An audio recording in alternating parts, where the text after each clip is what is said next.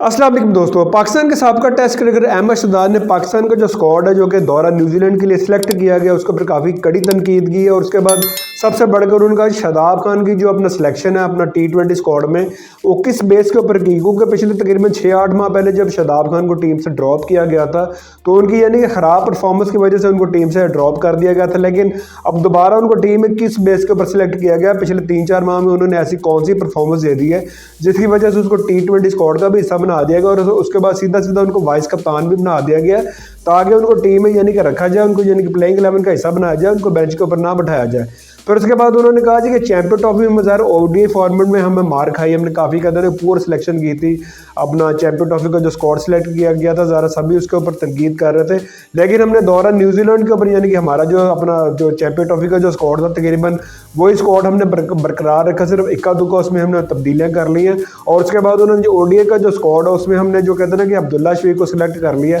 अब्दुल्ला शफीक पिछले 1-1.5 साल से मुसलसल नाकाम जा रहा था, लेकिन उसको यानी कि आउट ऑफ द फॉर्म होने की वजह से यानी कि चैंपियन ट्रॉफी के स्क्वाड से ड्रॉप कर दिया गया था। लेकिन अब उसने एक डर में हमें ऐसी कौन सी परफॉर्मेंस दे दी कि उसको फिर दोबारा अपना न्यूजीलैंड के खिलाफ दौरे में यानी कि शामिल कर लिया गया। फिर उसके बाद इमामुल हक जो है उसको भी 1.25 साल बाद यानी कि पाकिस्तान टीम का दोबारा हिस्सा बनाया गया था, लेकिन एक मैच में माशाल्लाह 26 बॉलें खेल के उसने 10 रन बनाए थे इंडिया के खिलाफ, उसको भी फिर दोबारा टीम में डाल दिया गया।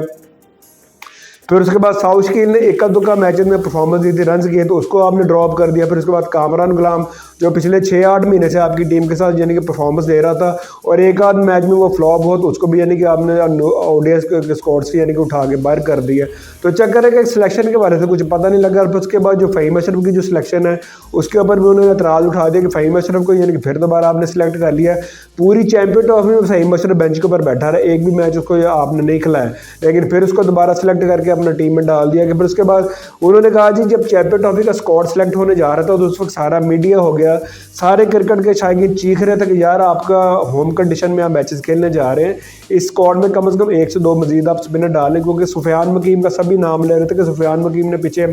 साउथ अफ्रीका दौरे में ऑस्ट्रेलिया दौरे में बड़ी अच्छी परफॉर्मेंस दी, लेकिन वहाँ पे इनके कान के ऊपर जू नहीं रेंगी और वो जो स्क्वाड उन्होंने सेलेक्ट किया तो उसी स्क्वाड के साथ यानी कि मैदान में चले गए।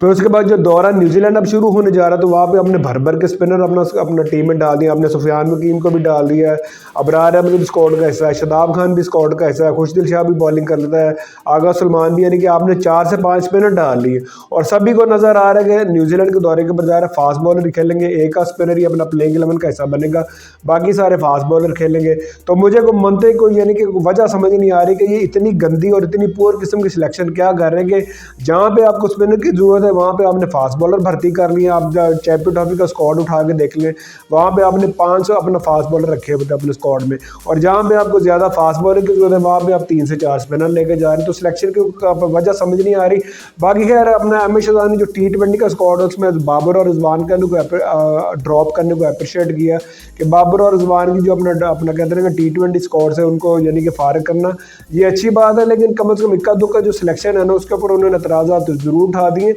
बाकी उन्होंने कहा कि मेरिट के ऊपर जब तक आप अपना सिलेक्शन नहीं करेंगे, मेरिट के ऊपर जो लड़के परफॉर्म करके मुसलसल आ रहे हैं उनको जब तक आप टीम में नहीं रखेंगे, जो पर्चियाँ आपने संभाल के रखी हुई हैं, शादाब खान भी पर्ची है, उसके बाद फ़हीम अशरफ भी पर्ची हो गई, यानी कि ये जो पर्चियाँ जब तक आप स्क्वाड में शामिल किए जाएंगे उस वक्त तक यानी कि आपके ऊपर तनकीद बनती रहेगी। जब तक आप मेरिट के ऊपर सिलेक्शन नहीं करेंगे, क्रिकेट बोर्ड में मेरिट के ऊपर यानी कि बंदे नहीं भर्ती करेंगे, तब तक आपकी टीम का यही हाल रहेगा कि हम अब पिछले आप देख लें कि पिछले 3 ICC इवेंट में पाकिस्तान टीम पहले राउंड से बाहर हो गई है और इंडिया जो हमारा पड़ोसी देश है पिछले अपना कहते हैं कि 3 जो ICC इवेंट है तीसरा मुसलसल फाइनल खेल रहा है। इंडिया वाला 2023 का वर्ल्ड कप भी वो फाइनल खेला, खैर वो फाइनल हार गए, लेकिन 2024 का T20 वर्ल्ड कप का भी वो फाइनल खेले, वो अब यानी कि जीत गए और मुसलसल पिछले 1.5 साल में वो तीसरा ICC इवेंट में यानी कि फाइनल में उनकी टीम जा रही। तो उनकी टीम में प्रोफेशनलिज्म है ना, उनके प्लेयर तगड़े हैं, उनकी यानी कि बेंच स्ट्रेंथ इतनी तगड़ी कि अगर एक आध प्लेयर इंजरी भी हो जाए तो यानी कि हमारा उनके पास बैकअप मौजूद होता है। आप देख लें कि अपना आपके पास क्या कि उसको कहते हैं कि साइम अयूब चैंपियन ट्रॉफी से पहले अनफिट हो गया, लेकिन आपके पास कोई यानी कि बैकअप में प्रॉपर ओपनर ही नहीं था। आपने फ़खर जमान को ज़रूर डाला, लेकिन आपको उन बाबर आजम के साथ ओपनिंग करवानी पड़ी। तो चक्कर है कि आप बैकअप अपनी तैयार नहीं करेंगे, मेरिट के ऊपर सिलेक्शन नहीं करेंगे, तो फिर पाकिस्तान का यही हाल रहेगा कि आप माशाल्लाह ICC इवेंट में पहले राउंड से बाहर होते रहेंगे। बाकी अभी तक के लिए अपना बहुत ख्याल रखिए, दुआ में याद रखिए। अगली वीडियो में आपसे